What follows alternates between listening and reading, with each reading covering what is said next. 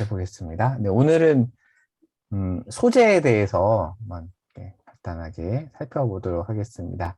네, 말씀 읽어볼게요. 누구든지 소재의 예물을 여호와께 드리려거든 고운 가루로 예물을 삼아 그 위에 기름을 붓고 또 그 위에 유향을 놓아 아론의 자손 제사장들에게 가져갈 것이요 제사장은 그 고운 가루 한 움큼과 기름과 그 모든 유향을 가져다가 기념물로 제단 위에서 불사를 지니 이는 화제라 여호와께 향기로운 냄새니라.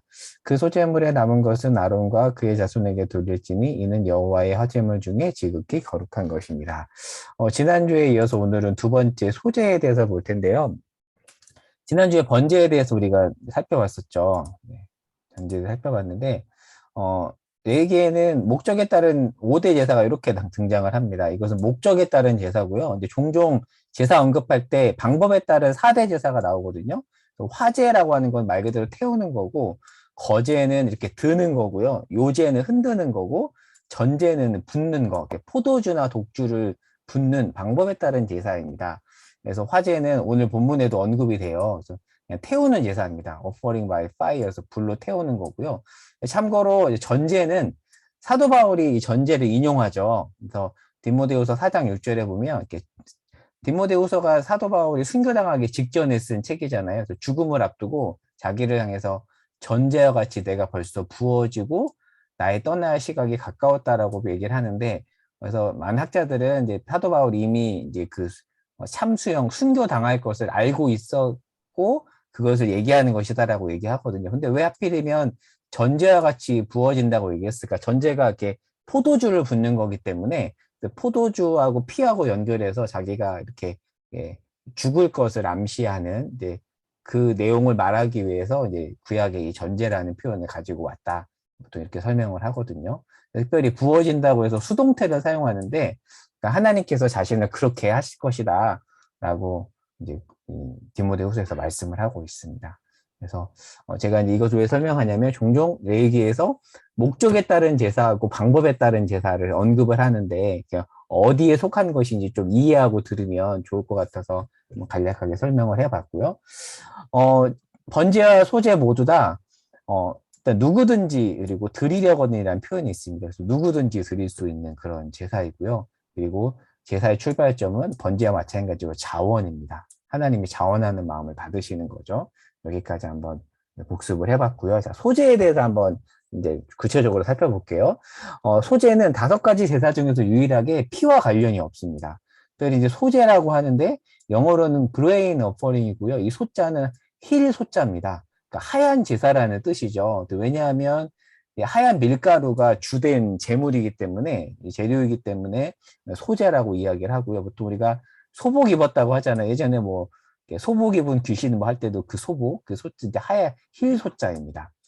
히브리어로는 민하라고 하는데요. 예물, 곡물, 뭐 선물 이런 의미가 있습니다. 그래서 새 번역에 보면 고운 밀가루로 정확하게 번역을 합니다. 한글 성경은 그렇게 정확하게 번역을 하지 않지만 우리가 가지고 있는 개역 개정은, 그런데 새 번역은 정확하게 이렇게 이제 번역을 하고요. 영어 성경은 이 단어를 쓰고 있습니다. 근데 이제 고운 밀가루로 구체적으로 번역된 또 단어는 솔레트라는 단어인데 뭐 참고로 정도만 알면 될 것 같고요. 2장에 소재의 기본 규례가 언급되고 6장에 가면 이제 제사장을 위한 추가 규례가 나옵니다. 그래서 다 같이 봐야 소재가 어떤 제사인지를 알 수 있습니다.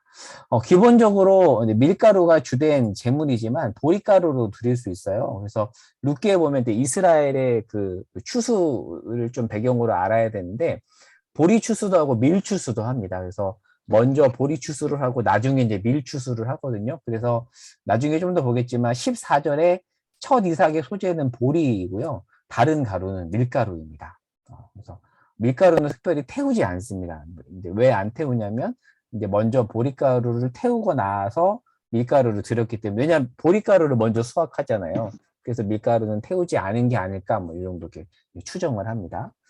이제 드리는 방법에 대해서 살펴볼게요. 이제 소재를 드리는 2가지 방법이 있습니다. 첫 번째는 익히지 않고 가루를 그대로 드리는 방법인데, 고운 밀가루에 이렇게 밀가루를 빻았잖아요. 그리고 여기다가 기름을 붓습니다. 올리브 기름을 붓고 유향을 넣습니다. 그렇게 해서 이제 제사장에게 가져가면 이 제사장이 위에 부 한 움큼만을 가져다가 이렇게 하나님 앞에 태웁니다. 화제로 드립니다.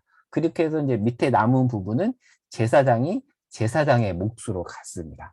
자, 그런데 이제 기름은 올리브 기름이기 때문에 싸지 않았겠죠. 물론 흔했지만 결코 싼 기름은 아닙니다. 그리고 특별히 유향은 굉장히 값비싼 향입니다. 이따가도 보겠지만 그 동방박사가 예물 세 가지 가져오잖아요. 그래서 황금과 유향과 모략. 그러니까 동방박사가 다른 지역에서 가져온 값비싼 향이었습니다. 그래서 이 소재를 드릴 때 유향을 사기 어려웠던 가난한 사람은 이 첫 번째 방법으로 제사를 드리지 못했겠죠. 자, 그러면 그런 사람은 어떻게 하란 말인가? 하나님 정말 이렇게 배려하시는 분이신데, 그래서 두 번째 방법이 있습니다. 두 번째 방법이 이렇게 있는데, 두 번째 방법을 보기 전에 한번 이렇게 유향에 대해서 보면 제가 방금 말씀드렸죠. 아기 예수님이 탄생하고 동방박사가 가져온 세 가지 중에 하나가 유향인데, 이 유향은 굉장히 값비쌌다고 해요. 그래서 제가 이 설명 쭉 적어놨죠. 그러다 보니까 이제 가난한 자들이 참여하기 어려웠던 그런 이제 제사 방법입니다. 유향이 얽힌 이런 일화들도 있습니다. 한마디로 말하면 굉장히 비싼 것이었다라는 거고요. 자, 그래서 유향을 마련하기 어려운 사람을 위해서 마련된 두 번째 방법이 바로 음식 소재입니다. 그래서 이 방법에서는 특별히 유향을 넣지 않아도 됩니다. 그러니까 참 이걸 보면서 와, 하나님 정말 정말 배려하시는 분이시다. 우리를 위해서 정말 돈이 없어서 제사 드리지 못하는 일이 없도록 배려하시는 분이다. 정말 세심한 분이시다라는 것을 또 전 보게 되었습니다. 특별히 익히는 음식 소재에는 세 가지 방법이 있는데 여기 보시면 알겠지만 다 유향이 들어가지 않습니다. 고운 가루에다가 기름을 섞은 무교병을 넣어서 드리는 방법이 있고요. 그 다음에 누룩을 빼고 기름을 섞고 조각으로 나누고 기름 부은 다음에 철판에 붙이는 방법, 이렇게 이 세 가지 방법은 다 익혀서 드리는 방법입니다. 그래서 형편에 따라서 한 가지 방법만 취하면 됩니다. 그래서 이 방법으로 예배자가 드린 소재를 제사장이 받아서 태우고 그 향기를 하나님이 받으시고 남은 것은 제사장이 갖습니다. 그래서 항상 이 제사장을 위한 몫을 하나님이 남겨두신다라는 것 여기서도 볼 수가 있죠. 그래서 이렇게 그림으로 표현되어 있습니다. 그래서 철판에 굽는 방식도 있습니다. 특별히 이제 추가 규정에도 나오지만 누룩을 넣지 말라고 하거든요. 그래서 사실 빵 구울 때 항상 우리가 효모가 필요하잖아요. 그런데 누룩을 넣지 말라고 이야기합니다. 자, 그러면 왜 넣지 말라고 하는가? 출애굽기에서도 보면 출애굽할 때 무교병, 누룩이 들어가지 않는 무교병을 먹으라고 하잖아요. 사실 이건 출애굽기 배경에서도 좀 봐야 되지만 애굽을 빨리 나와야 되기 때문에 이렇게 부풀지 않은 것을 먹으라는 그런 의미도 있고요. 그리고 사실 6월절은 화려한 축하 잔치가 아니죠. 그러다 보니까 이렇게 맛없게 먹으면서 그때를 기억하라라는 그런 의미가 있습니다. 그래서 특별히 이 무교절은 6월절 이후에 7일 동안 지속되는데 이 7일 동안에 반드시 무교병만을 먹어야 됩니다. 그러니까 굉장히 맛없는 빵을 먹어야 되는 거죠. 왜 맛없는 빵을 먹어야 되는가?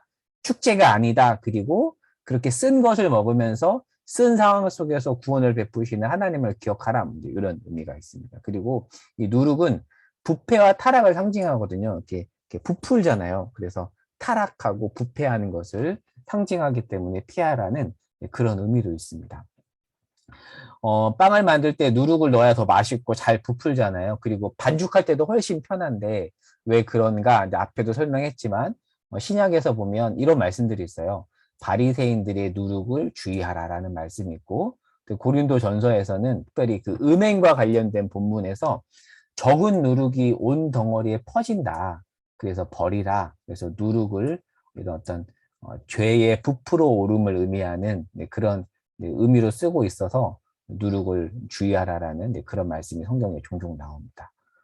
특별히 좀 더 어떤 영적인 의미로 가져온다면 하나님 앞에서 거룩하게 살아가야 됨을 강조하는 또 그런 의미도 있고요. 구체적인 적용을 또 후반부에 좀 살펴보도록 하겠습니다. 그래서 빵 만들 때 이렇게 이스트, 효모 들어가잖아요. 그래서 무교에서 그 교자가 누룩, 그다음에 이렇게 때로는 효라는 발음으로도 쓰더라고요. 발효할 때 그 효자. 그래서 이렇게 들어가야지만 빵이 부풀어 오르는데 그것을 넣지 않은 빵을 먹으라고 왜 하는가? 이런 의미가 있다. 여기까지 한번 살펴보았습니다. 소재의 경우는 대부분 다른 제사와 함께 드려졌습니다. 물론 독자적으로 드리는 경우도 있었지만 대부분은 다른 제사와 함께 드리도록 했고요. 특별히 번제 때는 하나님께서 가난한 사람을 위해서 이렇게 소나 양과 염소를 드리지 못하는 사람을 위해서 비둘기를 드리도록 했잖아요. 그런데 이 밀가루의 경우에는 소재의 재료인 밀가루는 정말 값싼 비둘기보다도 10배나 저렴했대요. 그래서 랍비들이 어떻게 말하냐면 이 소재는 특별히 극빈자를 위한 번제의 대체물이다라고 그렇게 랍비들이 하기도 하더라고요. 이제 김경열 교수님 책에 나온 내용인데 그 특이하게 레이기로 박사학위를 받으신 교수님이기도 해요. 그래서 그분의 책에서 제가 가져온 내용입니다. 네. 좀 더 보겠습니다. 추가 규정 2장 11에서 16절에 보면 누룩을 넣지 말라는 것과 동시에 꿀도 넣지 말라고 합니다. 그런데 한 가지를 넣으라고 해요. 소금을 넣으라고 합니다. 근데 특별히 여기서 말하는 꿀은 우리가 보통 알고 있는 허니 그 꿀이라기보다는 과일 가집에 가깝다라고 이야기를 하더라고요. 사실 이제 누룩과 꿀은 음식을 빨리 부패하게 하고 반면에 소금은 보존 역할을 하죠. 그래서 이것을 적용한다면 이렇게 적용할 수 있습니다. 신앙생활에 있어서도 누룩과 꿀처럼 부풀려 보이거나 화려하게 치장하지 말고 소금처럼 보이지 않지만 굳건해야 함을 알려주는 그런 의미가 또 이 안에 있다. 이렇게 볼 수가 있습니다. 그리고 아까 말했던 것처럼 12절에 처음 익은 것이 밀수확물이라면 14절에 볶아서 찢는 첫 이삭은 보리수확물입니다. 왜냐하면 시기적으로 봤을 때 그렇게 이스라엘 어떤 그 상황을 고려해 봤을 때 이렇다라고 학자들이 이야기를 합니다. 제사장을 위한 추가 규례가 6장에 있는데 남은 것은 제사장에게 주어서 그들의 소득이 되도록 하죠. 왜냐하면 제사장은 땅을 분배받지 못하잖아요. 그래서 제사장들에게는 이렇게 남은 것들을 이렇게 줘서 그들이 살아가도록 또 하나님께서 배려하십니다. 그 18절에 보면 이를 만지는 자마다 거룩하리라는 표현을 보면 이 표현을 딱 보면 그것을 만지면 내가 거룩해진다라고 이해할 수 있지만 그런 의미가 아니라 제사장만 만질 수 있다라는 그런 의미인데 좀 번역이 조금 이렇게 모호하게 되어 있죠. 그리고 20절에 보면 아론과 그의 자손이 기름 부음을 받는 날에라는 표현이 있는데 직분자를 세울 때 보통 얘들 기름을 부었잖아요. 그래서 이 구절은 제사장 임명식 상황을 염두에 두는 그래서 제사장을 임명할 때 이렇게 소재를 드렸구나라는 것을 유추해 볼 수가 있습니다. 특별히 임명식 내용은 레위기 8장에도 나오고 출애굽기에서도 자세히 언급이 됩니다. 네. 자, 그래서 이제 여기까지 하고 이제 정림이 적용입니다. 오늘은 정림이 적용이 좀 빨리 가죠. 창세기 4장 한번 성경책 가지고 계신 분들은 보셔도 좋을 것 같은데요.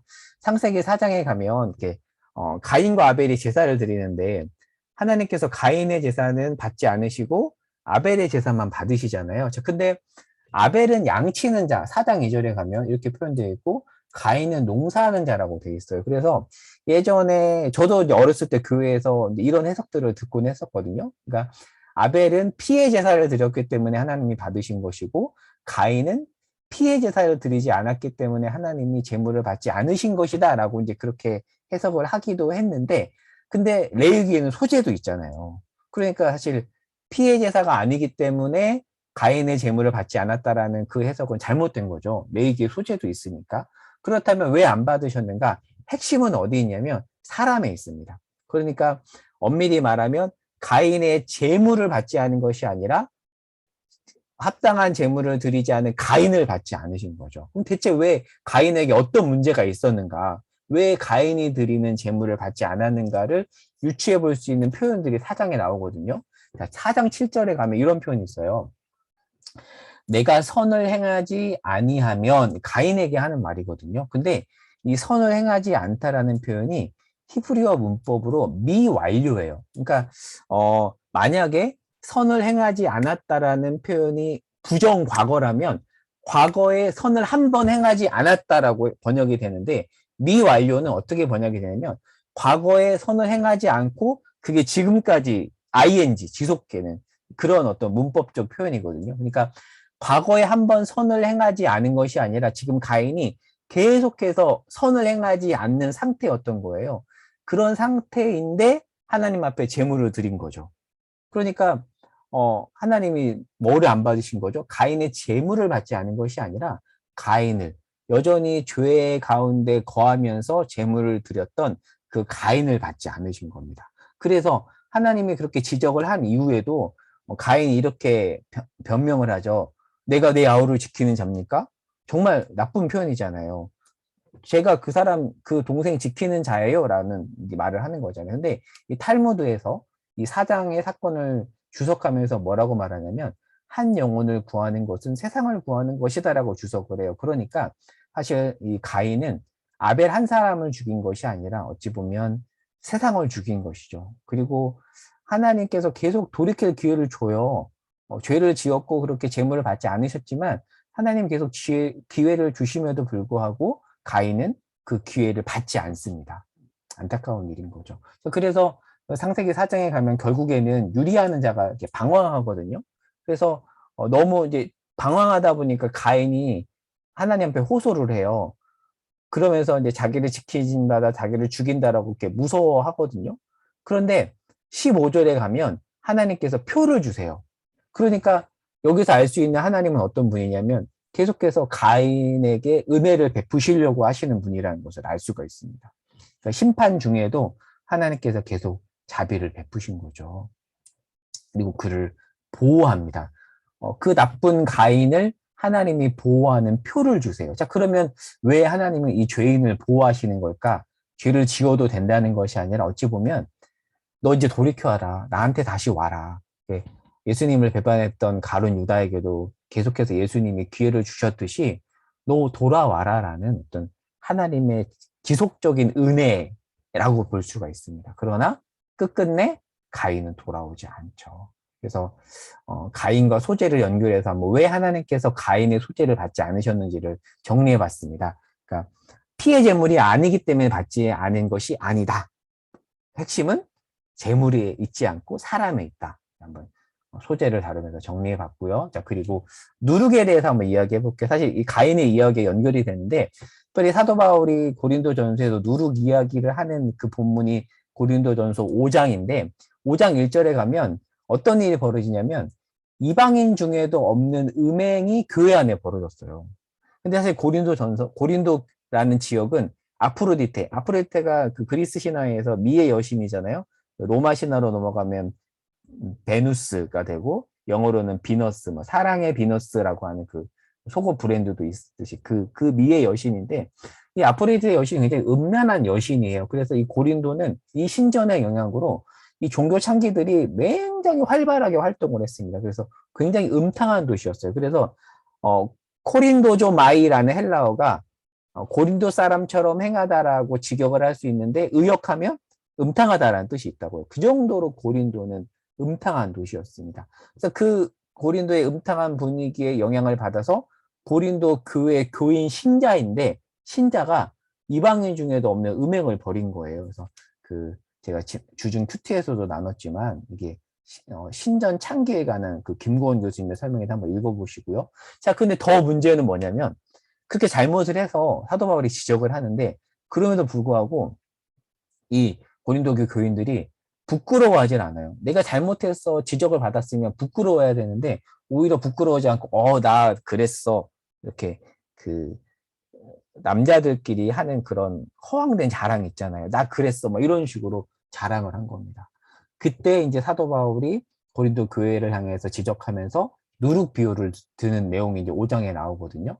그러면서 어떻게 바울이 책망을 하냐면 그 죄를 지은 사람을 과감하게 내보내라고 해요. 쫓아내버리라고 얘기합니다. 왜냐하면 누룩이잖아요. 누룩은 굉장히 크게 나중에 영향을 주기 때문에 쫓아내라고 합니다. 그래서 메시지 성경은 13절을 이렇게 번역을 해요. 우리 형제자매가 가던 길에서 벗어날 때 필요하다면 그들을 내쫓아 교회를 깨끗하게 하는 것은 우리 몫입니다. 그러면서 5절에 보면 사탄에게 내주었다라는 그런 표현이 있습니다. 자, 그러면 또 여기서 이런 생각이 들죠. 그러면 마냥 이렇게 교회에서 한 사람을 죄졌다고 쫓아내는 게 교회인가? 라는 생각이 들잖아요. 그죠? 근데 사도 바울이 5절에 뭐라고 얘기하냐면 왜 그 사람을 쫓아내냐면 결국에는 그렇게 책망을 하고 나서 그 사람이 돌이켜서 결국에는 주 예수의 날에 구원을 받게 하기 위해서. 그러니까 성경에서 말하는 그 출교, 내쫓임의 최종 목적은 구원입니다. 그 사람이 잘못했을 때 지적을 하고 그 지적을 받은 사람이 하나님 앞에 돌이켜서 결국에는 멸망하지 않고 돌이키도록. 그러니까 우리가 출교라는 말을 들으면 굉장히 무섭게 들리고 또 어떤 경우에 어떻게 교회가 그럴 수 있어라는 생각을 하는 사람도 있지만 사도 바울이 말하는 내쫓음의 최종 목적은 주 예수의 날에 구원을 받게 하는 것이 있습니다. 근데 사실 이렇게 하지 않으면 사실 공동체 안에 누룩처럼 죄가 퍼지는 거죠. 작은 누룩이 퍼지듯이 이렇게 권징을 하지 않으면 교회 전체가 오염될 수 있기 때문에 사실 이런 면에서 사실 쉽지 않지만 권징은 굉장히 중요하다라고 사실 믿음의 선진들도 교리 문답서나 이런 데서도 굉장히 많이 가르치고 있습니다. 그래서 죄에 대해서 경직되라는 말이 아니라 하나님 앞에서 민감하라는 것으로 우리가 이제 이 말씀을 좀 받을 수 있습니다. 그래서 죄는 영향력이 매우 크죠. 파급력이 큽니다. 그래서 권징이 필요한데 그런데 권징의 최종 목적은 회복이다. 마찬가지로 우리가 지금 레위기에서 그 전염병 걸린 사람들 격리하는 내용 나왔었잖아요. 근데 그렇게 격리하는 최종 목적이 뭐죠? 배제가 아니잖아요. 회복하게 하기 위해서 하는 거잖아요. 마찬가지로 권징의 최종 목적은 회복이다. 이렇게 정리해 볼 수 있습니다. 그러니까 회복을 목적으로 한 바른 권징의 시행. 이게 이 부분의 결론인데, 근데 이제 고민이 돼요. 과연 현대 교회에서 이게 가능할까? 쉽지 않아 보이잖아요. 그래서 한번 저도 이런 고민이 들었는데 한번 이런 것들도 한번 같이 고민해 보면 좋을 것 같습니다. 마지막에 소금에 관한 마지막 컷이에요. 이건 정님이 적용을 하면서 소금을 넣으라고 하잖아요. 그래서 소금에 관한 좋은 글이 있어서 예전에도 한번 소개했던 것 같은데 그 결국에는 천주교로 이렇게 귀의하셨던 카톨릭으로 귀의하셨던 박완서 작년인가 재작년에 돌아가셨죠. 박완서 씨의 그 묵상집 있어요. 마태복음 묵상집 천주교 그 잡지에는 실렸던 거기에 나오는 글이 있어서 제가 그대로 가져왔는데 너무 이렇게 통찰력이 있는 것 같아서 한번 제가 읽어볼게요. 주님 앞에 소금이 되라 하십니까? 저는 싫습니다. 저는 나름대로 빛나고 싶고 사랑받고 싶고 존경받고도 싶습니다. 꽃이고 싶고 별이고 싶고 나무이고 싶고 파도이고 싶습니다. 왜 세상 만물 하나 하도 많은 것 중에 왜 하필 소금이라뇨? 왜 그렇게도 싫으냐고요? 우선 소금이 소금된 보람을 느끼려면 자기의 모습을 드러내지 않고 숨어 있어야 하니까요. 모습이 드러나 소금 먹게라도 앉아보세요. 다들 그 음식은 먹어보지도 않고 맛없다고 얼굴을 찡그릴 것입니다. 물론 소금이 모든 음식에 하다못해 단 음식에까지도 알맞게 들어가야 그 맛을 제대로 낼 수 있다는 것은 압니다. 그러나 소금 그 자체로는 볼품도 없거니와 독립되어 혀에 닿는 맛을 즐기는 이는 아무도 없습니다. 그럼에도 불구하고 만약 짠맛을 잃어보세요. 주님 말씀대로 당장 버림받겠지요. 제 구실을 해도 인기 없고 그 단 한 가지 구실 외엔 다른 아무짝에도 쓸모없고 제 몸을 숨기고 남에게 스며들므로써 비로소 남을 썩지 않게도 만나게도 만드는 게 되라니요. 억울해서도 못하겠습니다. 어떻게 태어난 인생인데 남 좋은 일만 하라 하십니까? 소설가라는 통찰이죠. 제가 만약에 소금에 관한 설계했다면 여러분 그렇게 사세요 라고 그렇게 약간 강의적으로 했을 텐데 소설가의 어떤 그런 기질을 발휘해서 이렇게 참 멋있게 맛깔나게 그런데 이렇게 폐부를 찌르는 이런 표현을 써서 이렇게 글을 쓰셨는데 참 저는 이 책을 그래서 재미있게 봤었어요. 이렇게 추천 도서로도 이렇게 추천을 드립니다. 네, 그래서 오늘 여기까지 한번 살펴봤고요. 오늘은 많지 않아서 그냥 소그룹을 나누지 않아도 될 것 같은데요. 두 가지 한번 나눠볼게 시작하면서 한번 뇌구조 그리기 도입하기 질문이어서 뇌구조 이거 해보셨어요? 그래서 지금 내 생각을 꽉 채우고 있는 거 가장 많이 채우고 있는 거 그리고 조금 채우고 있는 거 예전에 중등부 할 때 애들하고 이렇게 수련회 하면 요거 많이 하게 했거든요. 그럼 이제 아이들은 중고등부 아이들은 여기다가 뭐 공부 뭐 진로 이런 거 나와요. 그리고 이제 이렇게 거의 생각하지 않는 거 뭐 성경 뭐 이런 게 이렇게 나오거든요. 그래서 뭐 재밌어요. 그래서 이 뇌구조를 통해서 상대방이 어떤 생각을 하고 살아가고 있는지를 알 수 있는데 간단하게 이 가운데에 들어가 있는 거 그리고 뭐 이렇게 조그맣게 차지하고 있는 거 이렇게 뭐가 있는지 한번 이렇게 시작하기 질문으로 나눠보면 또 서로 생각을 알 수 있을 것 같고요. 두 번째는 이게 오늘 핵심 나눔 질문인데 보통 참된 교회 3대 표지로 세 가지를 들어요. 말씀의 바른 전파, 그리고 성례의 올바른 집행, 그리고 마지막에 권징의 신실한 시행이에요. 그래서 우리가 이 세 번째 권징에 대해서 많이 오해하고 있는데요. 그러면 과연 성경이 말하는 바른 권징과 권징의 의도가 무엇인지, 근데 오늘날 왜 이 중요성이 살아가고 있는지 등등 권징에 관해서 한번 이야기를 나눠보면 좋을 것 같습니다. 어떻게 해야 잘할 수 있는가? 왜 요즘에 잘 되고 있지 않는가? 또 잘못 사용하면 또 어떤 일이 벌어질 수 있는, 사실 잘못 사용할 수도 있잖아요. 그렇잖아요. 또 뭐 그런 얘기들을 이 질문을 가지고 해보면 좋을 것 같습니다. 오늘은 통역 공문 여기까지 하고, 자, 이어서 나눔 시간을 가져보도록